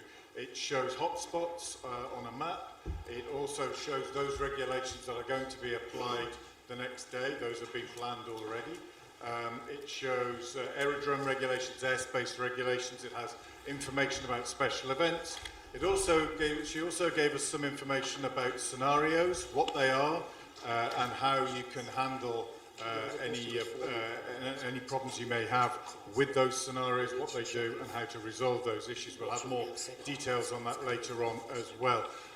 So with that, I'm going to open the floor to questions. I think there may be a couple on the QR, but does anybody have anything at the moment that immediately springs to mind regarding the initial network plan? What I would say is that it is currently a PDF document. As part of our new system, we will be using a much more dynamic system in the future. This one tends not to be updated very often. It is an initial network plan. We are moving to a more dynamic network plan concept where you would be able to consult the plan during the day of operation, and it will be updated throughout the day of operation. So I don't see any hands up at the moment. So Chris, did you have anything in the... Yeah, there's a number of questions up here. I'm going to try and sort them into the relevant presentations. There's a couple relevant for the pre-tactical here. So Air Corsica, in the IMP document, only event situations about biggest airports appear. What about the secondary regional ones? If there are regulations planned, you will of course find them there. If we have information that could be some issues, we also provide it in the INP. But besides that, I think, Jelena, if you have anything to add for... If we receive in advance information about the event, we always try to incorporate it in the INP. However, sometimes we are also not informed. But there is additional information about events available via our airport corner, which is sent to airlines. Right. Okay, so yes, indeed, that information is available. We don't always put every single airport in, but if there is something that's going to be generate delay, we are aware of it. It is something that we know about. Then it will be in there. Obviously, during the summer when it's extremely busy, not every single small airport will be covered. But if we know about it and it's likely to generate delay, it will be in there. I think that's a fair summary of that situation. Chris, anything else? Yeah, a couple more. Saxon Air, on the initial network plan, what is meant by the word hotspot? That's a good one. The question was asked before Elaine covered hotspot. Yeah, so I can... let's go over it again. So no measure has been yet implemented, but we identified that there could be a potential issue on the next day.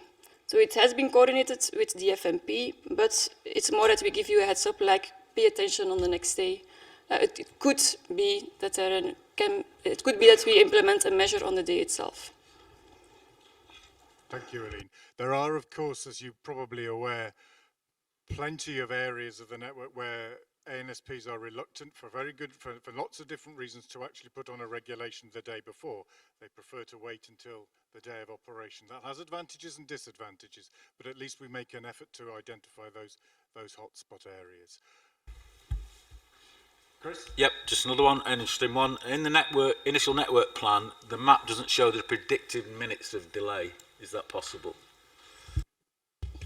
That's possible.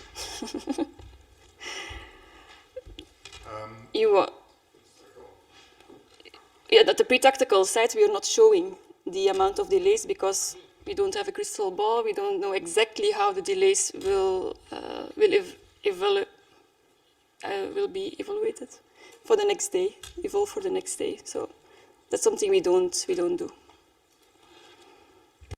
I think that's a very, very good point. We do have, when we put those measures into the predict system, it comes up with a figure of what the delay will be. But it is always an overestimate by about a factor of 7, something like that, because it doesn't take account of the actions of aircraft operators and the dynamicity of the network. It's a relatively static system at the predict phase. So it's really not a good idea for us to start saying there's going to be 700,000 minutes of delay in the network tomorrow, because there isn't. And it will end up causing behaviors changing your behavior when really there isn't any need to do that. Is that a reasonable response, do you think, Jelena? Yes, and also on the E-1, we still don't have all flight plans in the system, and we still are not sure about your intentions, modifications, cancellations, which all influence total delay. Thank you. Yeah, I mean, that's the other thing. We're using data from the previous week to give us an estimate of what's going to happen the next day. So any prediction of delay is actually quite fraught with problems. So we don't tend to do that at this time. Okay, Chris, are there any others? Two more questions. Oh, please. How to check what is hidden under special event? I presume this means how do they go to the special event and look what the implications of it are? The special events are also available on the event page if you require more information. Normally they're all published there. For example, now we have the 4-flight trial in France. Always the documents are available there. Okay, and the next one from Nesma. Some regulation types of names are not clear enough. For example, LSZH-ARR1, unavailable due to environmental issues. Could there be a clearer statement on what the environmental issue is? Can be different reasons. It's more a general reason that we give on that. Can be noise abatement sometimes. It can be different reasons. And this information is available in the DTSM user manual. And by every call, then regulation reason, you can see what actually means. Yeah, I think that's right. I think there are some where it says environmental issues, that's normally a noise abatement procedure and noise regulations at that particular airport. We have 16 regulation reasons, 17 regulation reasons. We don't want to have more than that because it causes confusion and difficulties in identifying particular areas, but we can and do often when a regulation is applied, put an extra note in there to give some more clarity. But remember, the regulations are, the reasons for regulations are governed by the ANSPs in most cases. So they will tell us what the reason for the regulation is, and then we will translate that as far as we can. But sometimes there are some fairly standardized ones. Okay, are there any other questions? I think there may be a couple in the room now. Any hands up, or is it just people scratching their heads? Ah, there is one, yes. Gentleman at the back. Good afternoon, Mohammed from Luxair, Luxembourg.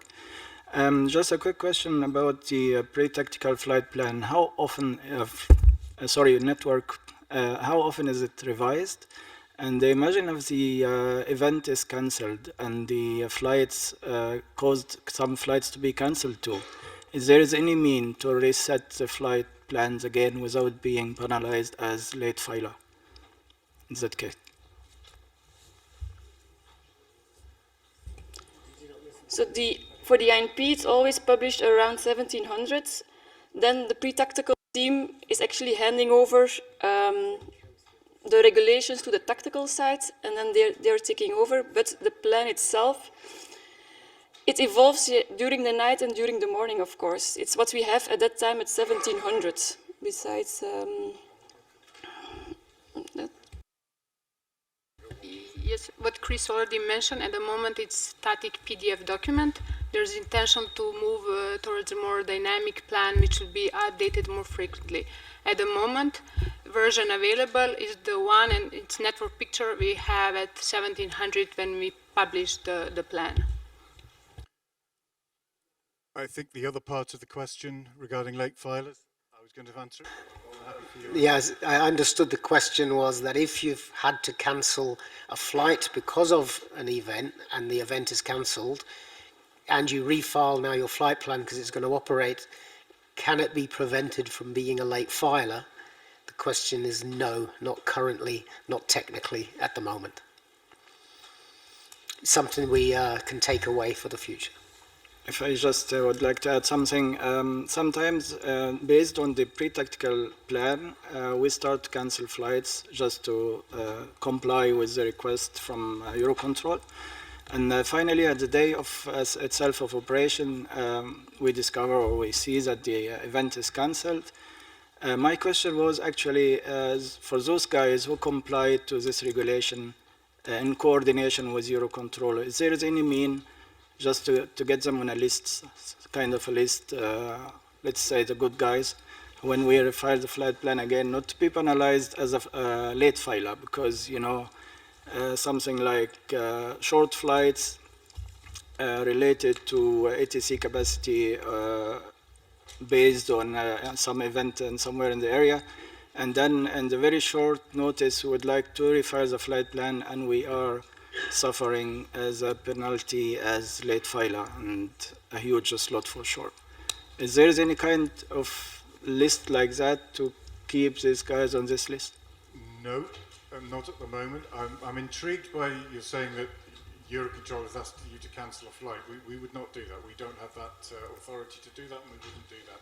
Sometimes during industrial action and such like, it may be that in the case of French industrial action, the French authorities will ask you to cancel a flight. We will pass that message on as part of our planning, but it is not EUROCONTROL asking you to cancel a flight, and we would not do that. We don't have that authority. You're right, it's just communicated via EUROCONTROL. Sorry for that. No, but that's fine. yeah. Let's sort of make that point. The second part is no, there isn't. But obviously, we do have mechanisms when flight plans are filed late. Our true revision process and our various other processes will look to improve that flight. We'll have more information on that in further demonstrations. But if we want to follow that up afterwards outside, I'm more than happy to do so. Okay, where are we at the moment? Any more questions in the room? The one behind me, please. Hello, Nicola from Aletaro. Just to follow up with the question, is it possible to put any probability of the special events that are going to happen in case that they might be cancelled or not, or?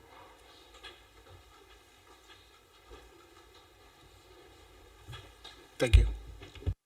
Normally, if we include this information in the initial network plan, it's because they have been confirmed by the owners, we could say, of the events. So when we introduce this information, for us, it's 100% reliable. But then, of course, can happen. I think that's the point, isn't it? The network is dynamic. This is a plan. This is what we expect on day -1, as far as the information that we've been given. But anything can change. A regulation may have been applied from 10 o'clock until 5 o'clock, and then it's cancelled at 2 o'clock. And these things happen. Sometimes that works in your favour, of course, and sometimes not. What some of the other demonstrations that we're going to show you is how to be able to handle those situations when you get a lot of delay, or you may want to reroute, etc., because there are some things we can influence and some things we can't. So hopefully you'll get a little bit more of an insight as we progress through the day. We've got one more presentation before lunch. I think your mic is not working, Chris. I'm not sure. Is working your mic? Is working? Well, I can hear myself. Yes, now it's working. Now it's working. But okay, all right. Are there any other questions in the room at the moment? Just one here, Chris. Isn't a gentleman from Turkey as well? But I'll do yours first. Yeah, it's just quick. It's just quick one. You've had plenty of questions already, so I'll come back to you. The initial network plan is sent out 1700 UTC. That was a question. What time? It's an hour earlier in the summer. Yeah, that's correct. 17 UTC. 1700. That's right, yes. Gentleman from Turkey. Thank you very much. Sorry for asking too many questions. As being in Turkey, we are flying from east to west and from Europe to Turkey, and also some around the countries as well. So our dispatcher had to deal more than a couple of regulations, because we are crossing all 3-4 different countries. So we have to deal with more than the regulations other than the European carriers, because European carriers maybe will deal only one regulations. Will there be any privilege for us flying from crossing this 3-4 regulations than the European carriers, only dealing with only one regulations? Is it clear? It is clear. It's clear for me. I will very quickly. I think if you're flying east to west, it doesn't matter.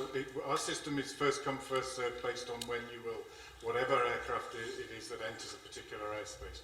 So I don't agree with the premise that European carriers get fewer regulations. Everybody gets the same number of regulations depending on what their route is. So if you're flying, for example, from Istanbul to London and you're crossing 3-4 countries, yeah. then everyone who's on that route will get the same number of regulations. We have a most penalising regulation, so only the worst regulation will give you the slot, and then you're forced into the other regulations. But it is a first come, first served, so there is no privilege for European over non-European, business aviation over non-business aviation, schedule over charter. They're all treated the same. So, okay, do you want then, to add anything to that? then I was going to extend my question, but I forgot, sorry. Okay, we can come back to Another question just come to my mind. Excuse me. This is a bit political questions. You know, the Russians also banned in the European airspace, but they are flying into Turkey.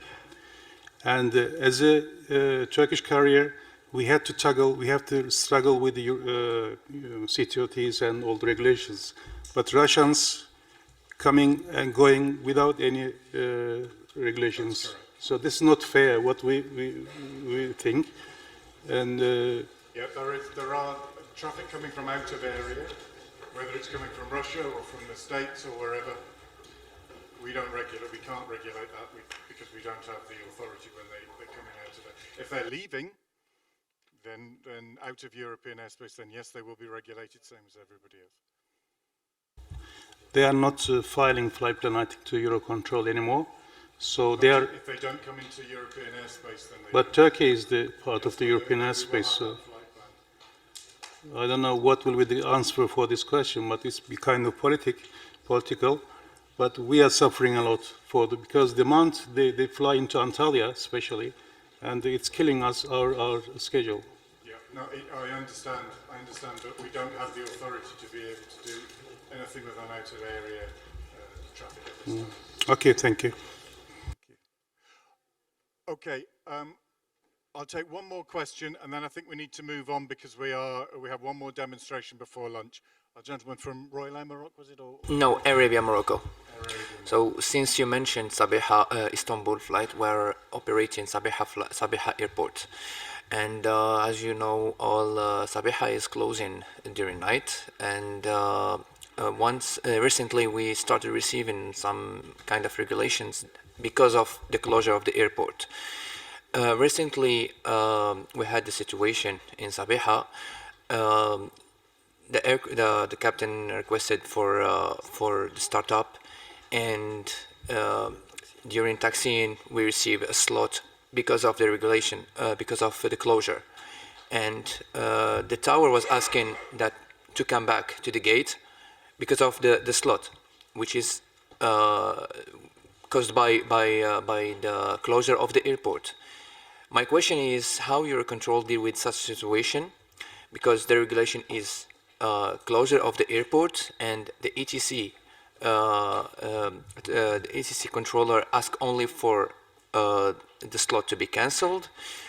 We ask through eHelp desk to cancel the slot so we can depart. Also, the aircraft has enough time to depart before the closure period, the time, and EUROCONTROL has refused to cancel the slot after a very long negotiation. We did cancel the slot, but how can we prevent this in the future? Okay, we can't comment on a particular flight because I don't know the details of that particular flight. Sabiha Gökçen does close at night. We will. I can't remember whether we zero rate that one or if it's an EU restriction.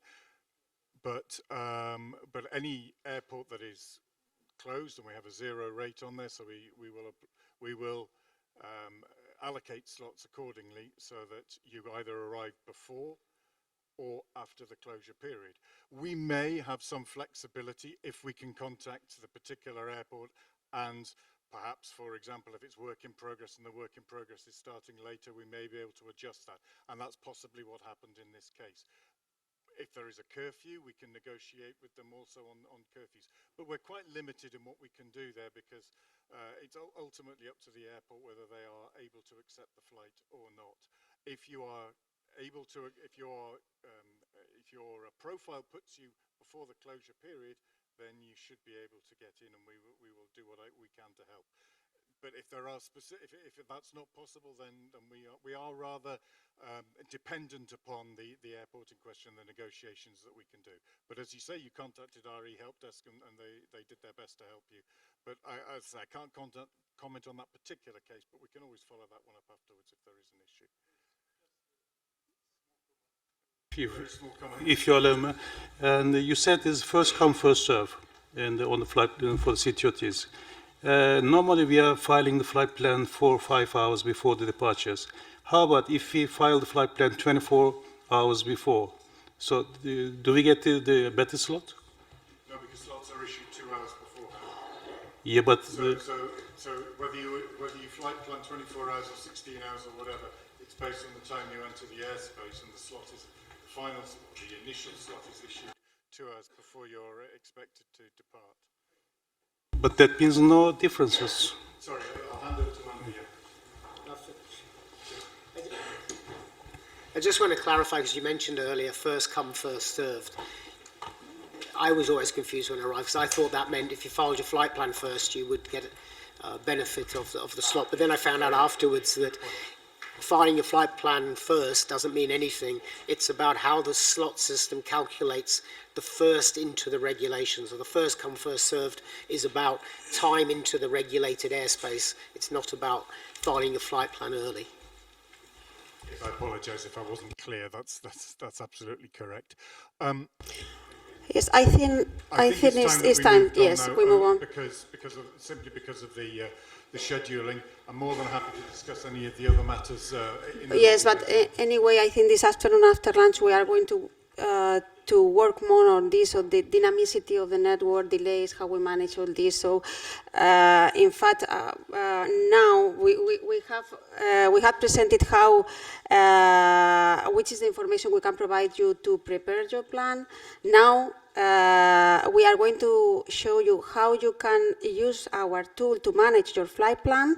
Andrea from the Network Manager Operations Center is going to show this, and how can we add, for example, if your flight plan is rejected. So we are going to move on, and this afternoon after lunch we will concentrate more on delays and regulations and how we cope with all this stuff. Anyway, you can ask your questions whatever you want, and we will provide you a way to address all the questions that are not going to be answered during this session. So, Andrea, please.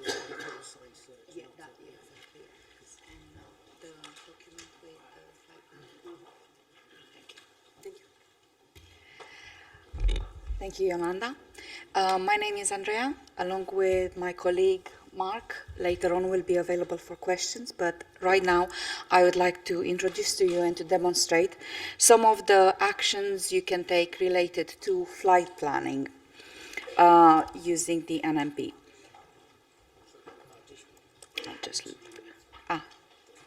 Okay, thank you. So right now we're in the flight list. If your flight planning system has already filed their flight plan and your flight plan was rejected, to be able to find it easily, you can go to Flight Query at the top, IFPS Flight Query. Okay. I already have something available. Yeah. Yes. C. Yes. Thank you. And now query. That's the flight plan that was rejected. If you just click on the archive, so just a slight click, you'll have the rejection message in the third page. This is the message you would have received, the rejected message. At the top, in some cases, not always, but you will have available a post route for your convenience. It's not necessary for you to file it, it's just something to get you started. You will have to put this through your flight planning system and see if it's suitable for your company. Below it, you have the information on the error and the actual flight plan that was filed. The easy way now is to just click on Recreate Flight Plan in Free Text Editor. Just click on that, and you have the flight plan along with the errors generated. I will draw your attention to proposed route. That would be the easiest for you once you have your flight plan rejected and your errors. Click on proposed route. The system will look and will generate a route that's valid for that particular day, that particular time.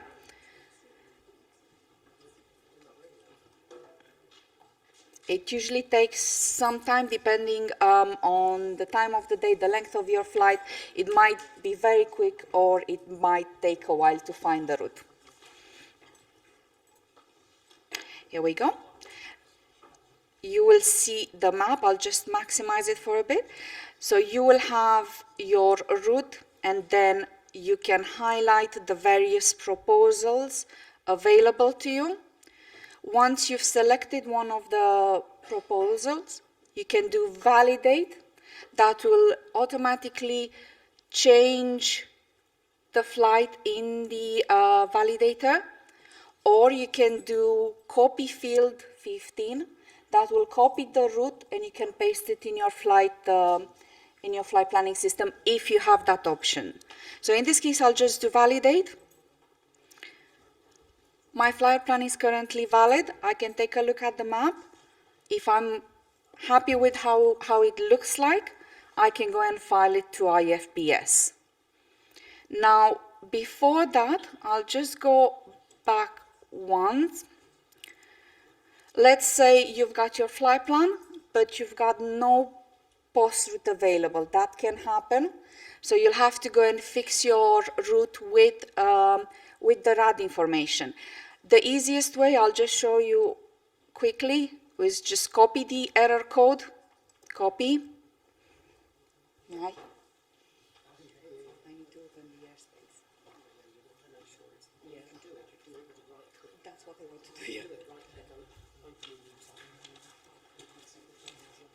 Okay, here we go.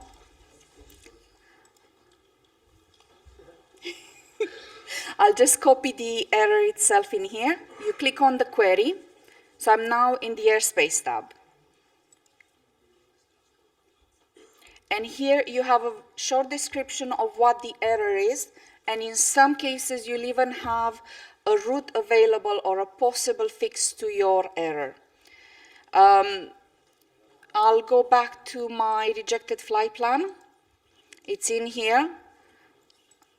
I'll select one of the routes. I'll take the easy way and I'll select one of the routes that's already valid, validate, and file to IFPS. Are you sure? Yes. Okay, now it's valid and I can see the acknowledgement message already in there. If you go back to your flight list, and if you look, if you look for your flight again, no, OLT. Thank you. Query. Now here I have the option to quickly delay my flight. I can put whatever time is suitable, 1900. 10. And that's already delayed. Or I can go back to Open Flight Management, and then I can send the change if needed, send a delay or cancel my flight plan. This is how you can use the tools directly if you have a reject to try and fix your reject and put something in the system. I'll just go through now to the free text editor. I would just like to show you if you have no access to your flight plan for some reason and you do have a flight plan that you would like to file directly with us. I have here available for you. No.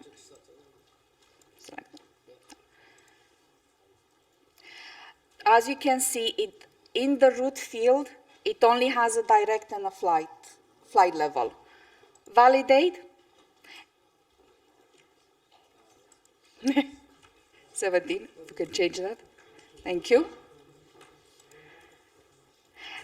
obviously a lot of errors, but then I can go through the exact same process previously, propose routes.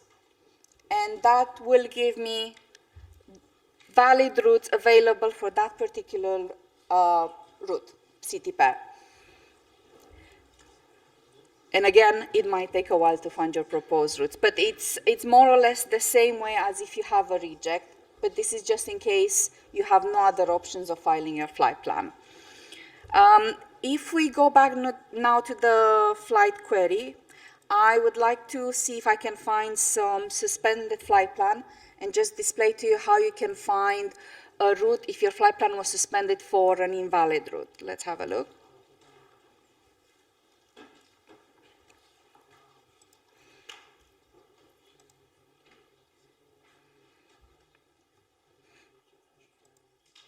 Okay, I have as an alert to show me suspended flight plans at the top.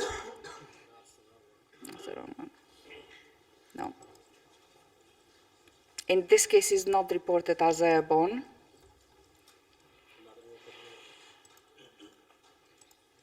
No. Do we have any? Okay. Okay. Apologies, unfortunately, I don't have one available, but we can test some outside later on and see if we can find it. It is the same way as you would find a new route. You would open your flight plan in the flight management and do proposed routes, and that should give you a different route that's suitable for you. The last thing I would like to show you is the nav editor. This has come up due to the increase of flight plan being rejected around the change of ERA cycles. This would allow you to test your company routes against the next ERAC. It's usually available 2 weeks before the ERAC change. So at the top here, you have current ERAC, but you can also switch it to the next ERAC. And then just paste your flight plan, your current flight plan for today, paste it in there. Can we change the date to maybe 20? Yeah, that should work. And then once you've tested your flight plan for the next ERAC, you can also do the exact same thing, propose routes, and it will give you a route that would be valid in the next ERAC cycle. Okay, that would be all the presentation for me, and if there are any questions, me and Mark will be happy to answer. Yes. Thank you, Andrea. So very quickly before we go to the questions, then we looked at how a flight plan could be managed, how to manage a rerouting, a reject message, how to send the various messages, a change message, a delay message, etc. We looked at free text messages as well. We looked at testing company routes, so quite comprehensive overview there. Mindful of the fact that this is the last one before lunch. So every question means that we're getting a bit later on lunch, but so in any case we will record questions and we'll make sure that everything gets answered. So please don't worry if you don't get a chance. But anybody in the room got a question? Gentleman here. Can you just put your? Didn't quite. But I want Anna from TUFly. Just one idea for improvement. Once you've validated, you got the possible RUT errors in the report, which you copied out to airspace. A direct link would be absolutely convenient for that to see exactly where possibly the closed airspace is and so on. That's much faster. And another option I'm always struggling with to find routes which have a longer validity. Sometimes we file flight plan which has a latest validity 2 or 3 minutes. We can't use them. I ask a system to suggest routes, I get results with 7 minutes, which is as well useless. So maybe an option just to filter out flight plans with a short validity. That's noted. The only thing I would suggest in terms of validity is maybe to just try and change the EOBT itself while you're testing it. Currently, that's the only option I would have available. Okay, thank you. Actually, we're doing that direct link would be save some time. That's it. Andy, do you want to add anything? Just to say, later this afternoon, I will cover a little bit more on the last validity, the EOBT validity part and filtering on that, etc. Okay, thank you. Any other questions? I'm looking at this gentleman down here. Hi, good afternoon. This is Sabir from Platoon Aviation, Germany. I have one question which is related to the query option.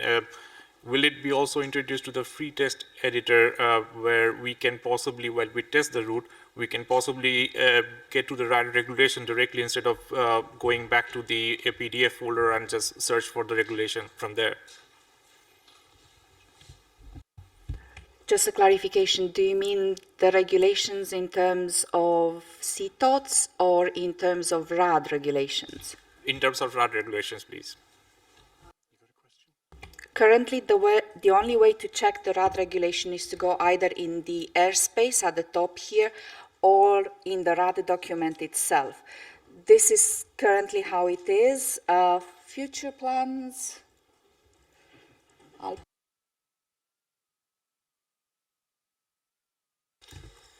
Just I never mentioned earlier, but I've colleagues up in that booth on the left there who are responsible for future evolution. So they're taking notes of everything you say. So keep it coming because we need to keep them busy. But there, of course, I think it's in CHMI. You have it already.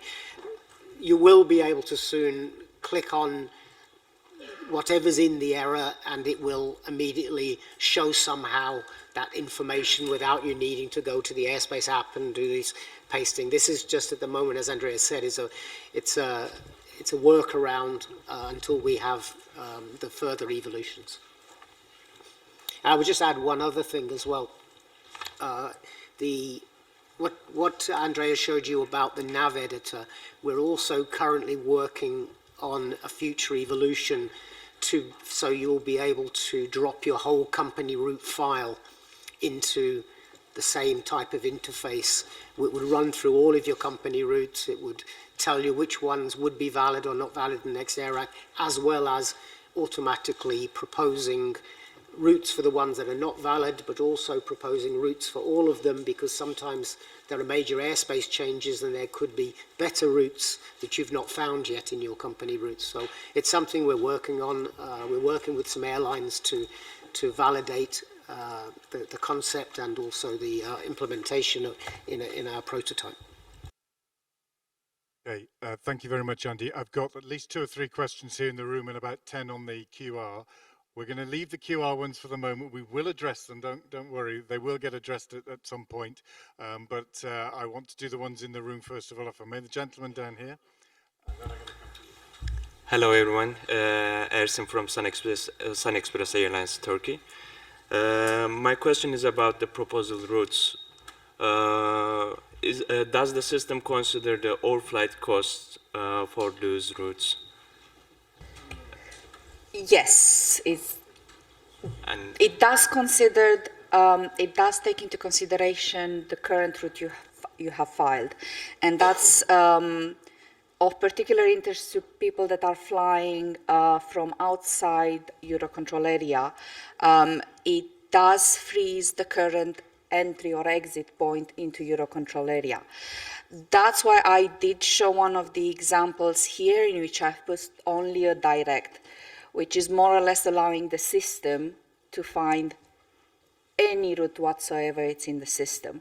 So if you don't find anything with your current route that was rejected, my next advice is take all the route out, leave your flight level, put a direct in, and see maybe the system can find something like that.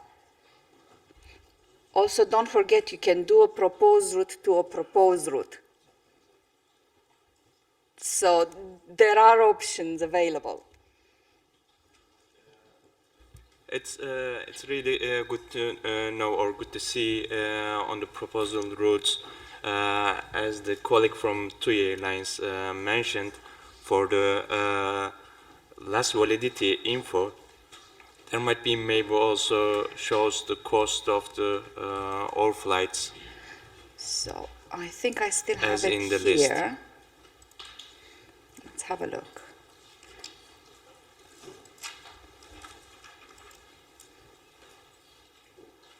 Okay, are we done? Sorry, I was distracted. Are we done with that question? Are we finished? No, so in the proposed route, you do have information about the costs and so how much it would cost, what's the difference in the delay. So even if your flight plan is rejected, once you go to proposed route, in the proposed route information, there is available information in terms of what might be your slot that you will get on the new route. On the different of flight time. So you do have that information available. You do not have currently, no, you do have even the EOBT validity. So in the proposed route, you have Echo Victor there, EOBT validity. So for that particular route, you do have a validity for it. So you can take an informed decision if you'd like to take it or not. Okay, yes, what's the cost in the columns? Romeo Charlie India, route charges, and then fuel calculation. I see. That's and good. Then, yeah. not, I think thanks. Andy will do, Andy will have more information on route proposal and how it works and everything in there. Okay, thank you for that. We've got about 5-10 minutes until lunch. So I've got a gentleman here who would like to ask the question. Once again, Jamal Blushi, Galfair, would ask about the regulation about flight level restriction for those aircraft which not complying with EU 29/2009 and 2015/310 with the flight level restriction. My question is here, we know for planning purposes, sometimes we have to action for flights with a boundary within Europe airspace. I'm talking about Larnaca and Athens airspace. And after so many communication with them, we came to know they have a system limitation, which are they are still non-compliance with these rules. It's good to know that on those the software or website, we should have list of countries that still do their system limitations, so non-compliance aircraft can operate. And this is, now we know that Athens and Larnaca FIR, they are not non-compliance due to system limitation. But we don't know about others countries within Europe that still they have this limitation. And I have another question with all, most of airlines have challenge, which is block time, summer and winter block time, especially out of European airspace. But the city pairs is related to European airspace. Like this is another issue that we are facing, slot time due to the variation of the flying time due summer winter. It's good that if I believe, guys, you have historical data for related to the winds and flight levels.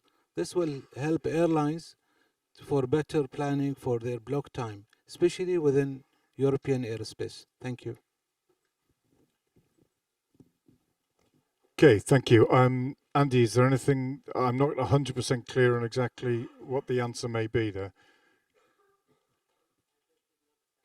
Yeah, what I'm going to ask you to, I think you had some of that written down there. So during the lunch break, we'll take that and maybe put it into the QR thing. Then we can have a good look at it and make sure that we address it correctly. Because I'd rather do that than just give a quick answer and disregard, if that's okay with you. Okay. There's a couple more questions in the room, and then I think we'll break for lunch. We can then go through the questions in the QR, and we'll make sure that we answer them in the correct demonstration or in the general question session tomorrow. The gentleman here with the red shirt, white shirt. Hello, Ahmed from Nesma Airlines. So my question is about the free route airspace. Sometimes when we are using the route proposal, it keeps us below the free route airspace.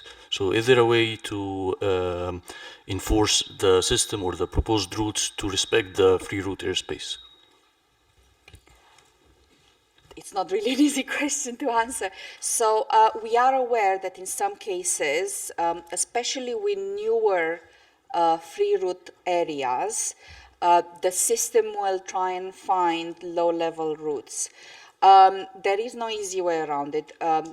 A user will have to go in and see if they can modify the route and sort out the problem based on the reject name. So then you will have to work with the RAD application. You will have to look at the RAD, read the RAD, and see what they want you to do. This gets easier as more flights are passing through that free route airspace.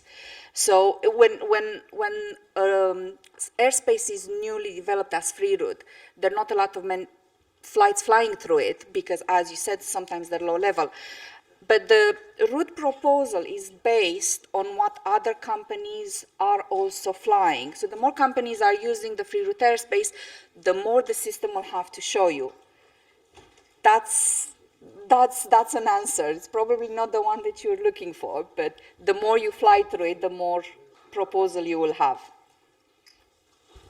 Thank you. If I just compliment, so it's really good to discuss each individual cases and to better understand what's the reason behind. We can discuss later about the details needed to send us this kind of information so we can investigate. But really, some of the low-level routes being offered by the NAM system is a recently reported issue. Our engineers are trying to work on it and to improve it. But to better understand what is going on, we would really appreciate similar cases to be shared with the adequate contact that we will highlight later. Thank you. There's some really good questions here. We were just looking at some of the ones on the QR that come through on the QR. Some fantastic stuff. We're not ignoring it. We will make sure that they're addressed either in the general session tomorrow or during the demonstrations. And of course any follow-up that we do following this event, so it won't get lost.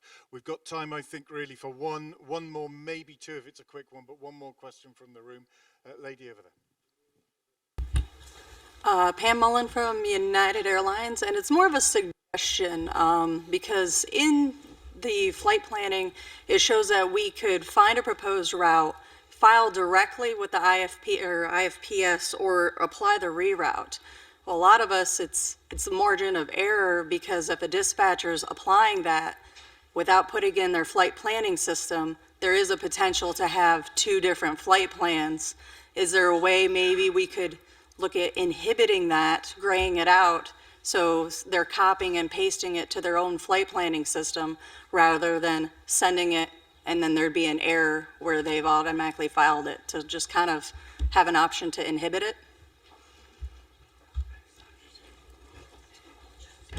Currently, that's not an option, but as Andy was saying, we can definitely take it forward and see what could be done. The system should be used along with the flight planning tool. There's nothing at this point to inhibit them from filing it directly from here instead of using the preferred flight planning tool. Okay, thank you. Thank you very much. I can take one more question before we break for lunch, providing it's an easy one. Okay, it looks. I was just about to go. Okay, gentleman in the front row. I have to go. Gentleman in the front row. Yeah, good day from Heston Airlines. Sometimes checking the routes on proposed route section and validating them indicates that the proposed route doesn't have any restrictions. However, when filing the proposed route on IFPS, it sometimes, not in all cases, gives a CTOT. Is there any way to check that and avoid?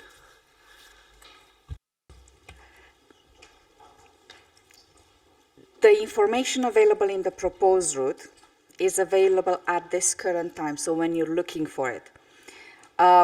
This proposed route also is available to all airlines passing through that regulation. So if you'll have a large number of airlines changing their route and taking the proposed route from there, the only thing that will happen, it will move the regulations from one side to another. So at this particular time, the information is correct. By the time you get to file it and change your route, there could be maybe 10 other flights which were taking the same route that you want to take. So there's no sure way to guarantee that the information in regards to the delay and the seat out here is going to be correct at the time of filing. I hope that answered the question. If not, I will have to pass it to Simon. Okay. Sorry, Mark, yes, please. Yes, can I say something on this? The thing, if you do a proposed route, our system is not generating EETs in item 18 of the flight plan. When you do it through your flight planning system, it's generating EETs. This can shift your routing into a regulation, of course. That might be one of the reasons as well.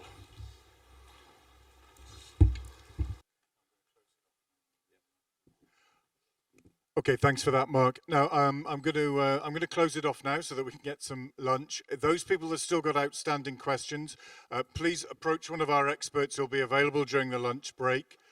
If not, if you're unable to do that for whatever reason, they may be busy or whatever, then please use the QR to write your questions, and they will get recorded. So, we've got an hour now for lunch. Please use that time. Our experts are available. And we shall see you back here in an hour's time.